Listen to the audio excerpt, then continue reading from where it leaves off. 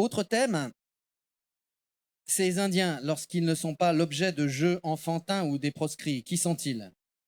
Mais qui sont-ils vraiment? Ce sont d'abord un peuple ancien que des gens sont venus coloniser. Le Prest compte au nombre de ses amis en bon avocat Coco. Un peuple à la Rousseau, primitif et bon, par opposition à ceux pourris par l'égoïsme de la vie moderne. À l'opposé, en tant que peuple et civilisation anciens, les Indiens ont droit à la postérité, au souvenir éternel. Dans nos statuts, un texte qui évoque ce que nous laissons derrière nous, Alain écrit « Où on dressera nos totems et le silence de nos je t'aime » sous le tomahawk de douleur du sculpteur. L'histoire des Indiens, du moins celle connue de nous, habitants modernes du monde occidental, se tisse ensuite de révoltes. Alain a choisi son camp, les résistants indiens plutôt que les collabos cow-boys. Dans l'imagerie classique et dans les westerns, les Indiens sont décimés par les Yankees du général Custer. Jehan m'a raconté l'anecdote suivante, qu'il m'a autorisé à raconter ici. Sur son tout nouvel ordinateur, il voulait montrer à Alain un de ses films préférés, Rio Bravo, avec John Wayne et Dean Martin, dans lequel ce dernier est un shérif alcoolique qui chante. Lorsqu'Alain se rend compte que ce film est un western, il menace Jehan de jeter son ordinateur par la fenêtre s'il n'arrête pas cette saloperie.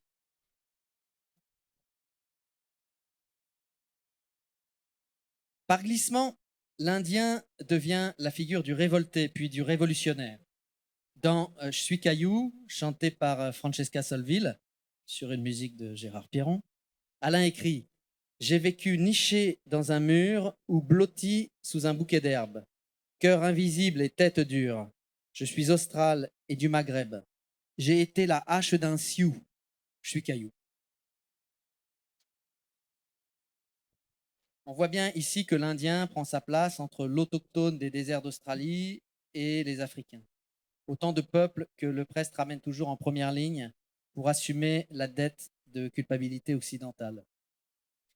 Plus généralement, la figure de l'Indien évoque donc la résistance à l'oppression, les combattants de la liberté et de l'indépendance comme Garibaldi.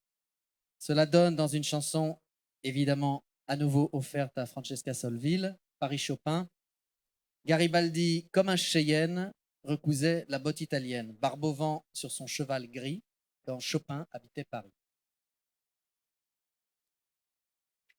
Il y a un autre côté des Indiens qui n'est pas à négliger.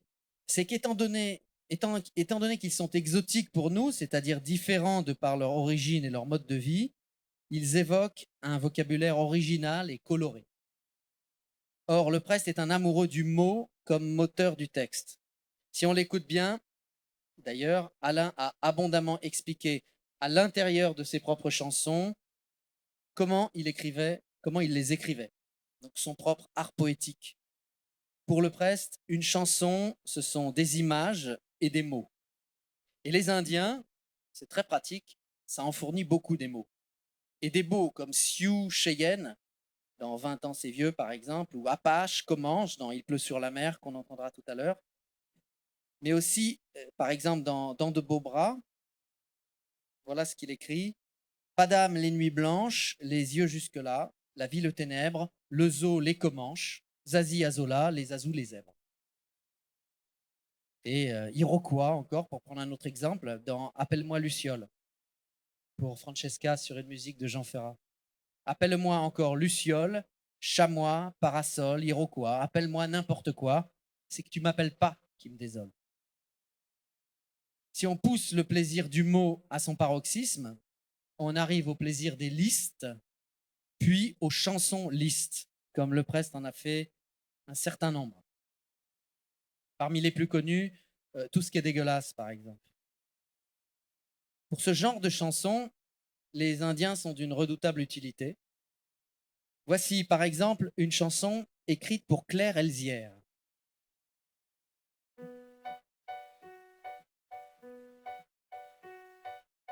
Mets des mots bout à bout, Jazzy et Poulidor. Mental au caribou, Adam au Salvador. boutabout, mais des mots, n'importe quoi. Mais beau comme Esquimau, Paris, jazz, Iroquois.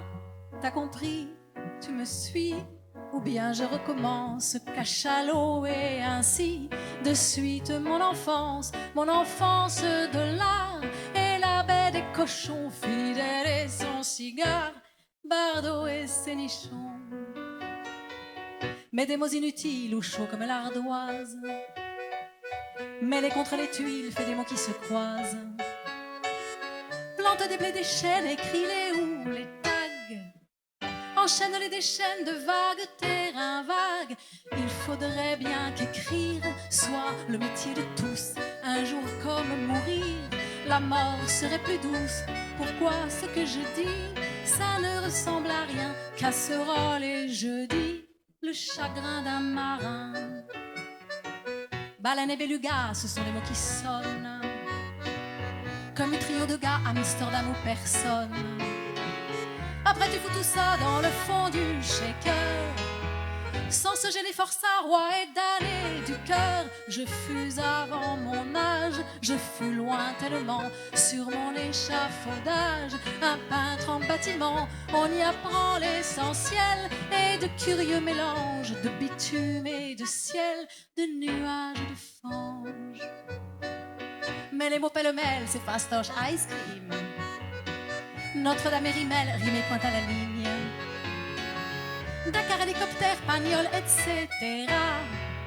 Le château de mon père, mais ce que tu voudras, c'est à toi de finir, c'est à nous de chanter, à nous de réunir des idées, on co-signe en jumeaux. Tu dis rien, t'as raison, si c'est ton dernier mot, ben on l'a, la chanson.